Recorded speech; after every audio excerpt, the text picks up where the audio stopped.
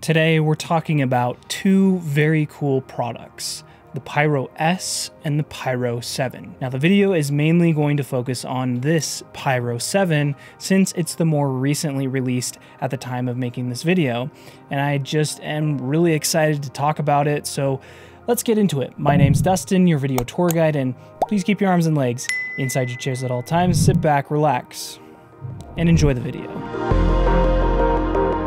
Now, full disclosure, Hollyland sent both the Pyro S and the Pyro 7 in exchange for me to make a video.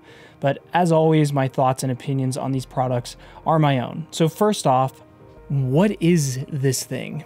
If you know anything about Hollyland, they are pretty well known for making affordable wireless video transmission. So the Pyro 7 is not only a 7-inch monitor for your camera, but it is also a 2.4 to 5 gigahertz dual band receiver and transmitter. Not only can you transmit the video feed to another Pyro receiver or their app, but it can also receive a video feed that's transmitted from another Pyro device. So why is this so useful? Well, there's a lot of scenarios. One, this monitor can be a director's monitor, and it's just really nice because it doesn't require a bunch of accessories attached to a monitor to make it wireless. It just works. And since this can also function as a transmitter, it can support up to 4 receivers or 2 receivers and 2 devices like a phone or app to receive the video signal for preview. This also includes those 4 devices being 4 of these monitors because, well, they're technically all receivers as well. Small side note, something that is also kind of cool is if you have 2 transmitters, the monitor can switch between those or have a dual view mode. I don't have 2 transmitters, so I can't test it, but let's just say you have an A cam and a B cam, you could switch between those feeds on the Pyro 7. Now I'm just going to kind of rapid fire a bunch of the kind of general things you should know about the monitor before I talk a bit more in detail about this. It's got HDMI or SDI in and HDMI or SDI out. Also a DC in connector, headphone jack, and a USB-C connector. It's also got 3 threads on each side besides the top, so you can mount the monitor. Then you've got 2 custom buttons, the power switch, and then an SD card slot.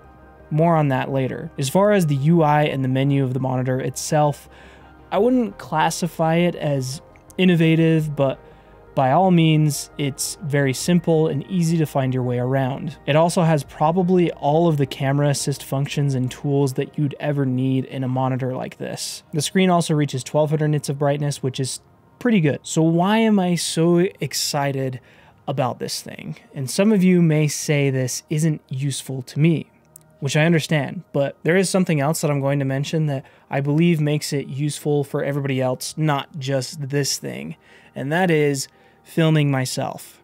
For a long time, I've had to use this massive long HDMI cable in order to view what my shot looks like, and it just gets really annoying. Well, now I'm actually using it right now as I'm filming this video. No wires or just having to figure out an attachment for a wireless transmitter, so it's just really nice. So what area in filming myself would this be useful to you? So I'm currently working on a video about reinventing myself, and sometimes I put the camera where it's just impossible or just really inconvenient to view what my shot looks like, and it slows me down. Even in a professional setting, if you're putting the camera somewhere where it's going to be difficult to preview or view the shot, then this thing just makes that so much easier and, well, faster to get those shots. The other thing that I really love about this thing is that it just works. It is essentially just plug and play. It has an auto frequency hopper and an auto connect setting, so you just turn everything on and it just works, which I really like. So I'm currently out here and I've got the Pyro hooked up to my rig here so you can kind of see. I'm just gonna kind of test the range. Just gonna go for it. See if I can kind of pull focus on myself too while I'm going. Not too hard. All right, so what I am noticing though, even zooming in from this far away with peaking on the Pyro is like, it is pretty hard to see if I'm in focus or not. So I'm clearing the heck out here and I can still see myself moving across this, no problem. I think we gotta keep going, except I won't know, I guess, until the connection drops. Oh, there it is, just cut out. I don't know how far that is, but yeah, definitely in an open space, that is plenty of range. I'm just gonna try and do a little focus pulling just to see how well we can do. Test the latency as well.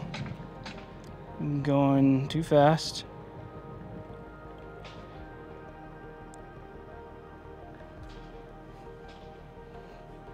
Ah! There I am. Now, one of the things I really wanted to test was in a real world environment. And so I thought that this live band concert was the perfect opportunity for me to test it because, you know, there was quite a big crowd and there's a lot of frequencies and cell phones and all sorts of signals that could possibly interfere with the monitor. Well, it performed flawlessly. There was no hiccups, no issues, and I even had Jeff just kind of walk around just watching the monitor and just letting me know if anything weird happened. The only time where he saw hiccups was when I would change my frame rates, which is understandable. He said that there was no disruption in the signal the whole time that I was using it, which is awesome. And he even kind of messed with the range and he got a similar result that I got when I tested it myself, even with a big crowd and, you know, some more kind of buildings around, not just in the open space. Now, before I give you more of my thoughts on the monitor, I want to talk about the Pyro S real quick. It basically offers all the same functions as the monitor, besides that it's not a monitor. But the Pyro S supports 4K, whereas the Pyro 7 only supports up to 1080p, so the signal you receive onto the monitor is only 1080p, so keep that in mind. Now, you could get the Pyro H that does everything the Pyro S does. There's just no SDI support, and it only supports 1080p. I honestly would have been totally okay with the Pyro H, to be honest, but shout out to Hollyland for sending me the Pyro 7 instead. That was really nice of them. So what is my overall conclusion of these? In what use cases would I recommend these? The place I will likely be using these the most is for monitoring myself when I'm filming myself. So if you're a content creator of some sort and want the ability to monitor yourself wirelessly, this is an amazing option. In the professional sense though, I will most definitely also be using it on production shoots so crew can monitor wirelessly. And sure, if I'm trying to pull focus, I think it's a reasonable option. Sure, there is some latency and there are more expensive, lower latency options out there, but this is, I think, fairly priced considering what you're getting. If you're a dedicated first AC, would this be my highest recommendation? Probably not. But for someone like me, where this could be useful in that scenario, in a pinch where I get hired to operate a camera and don't have a first AC, this likely could definitely work in that scenario. Really, my biggest complaint just comes down to mounting and these big antennas. I get that these antennas probably make it more stable and have better range, but in order to mount the transmitter, I just feel like either the battery is getting in the way or the antennas are. There's also only one mounting point on these on the transmitter and the receiver, so I wish there was at least one more mounting option or something like that on this guy. I also just gotta say that UVC function on the Pyro S, I feel like is going to get overlooked. Now, I can live stream directly from my S5 IIX, which is really cool, but Lumix hasn't added a UVC function yet to their cameras. This gives you the ability to move that camera around wirelessly, you know, while you're doing a live stream, which is super cool. So now that I know I can use any camera wirelessly as a webcam for OBS or something like that, I think it just gives me a ton of options on what I can do and provide for people that hire me. Really, the only scenario where I can't, you know, test this is in a broadcast environment. So I just really can't speak for how it'll perform in that environment. I don't really do broadcast anymore. I used to, but not anymore. So for someone like me, who's a freelancer, content creator, camera operator, this is a very welcome addition to my kit, and I'm a huge fan of it. If you're interested in any of the products I talked about, I'll have a link in the description. They will be affiliate links, so if you use those, thank you.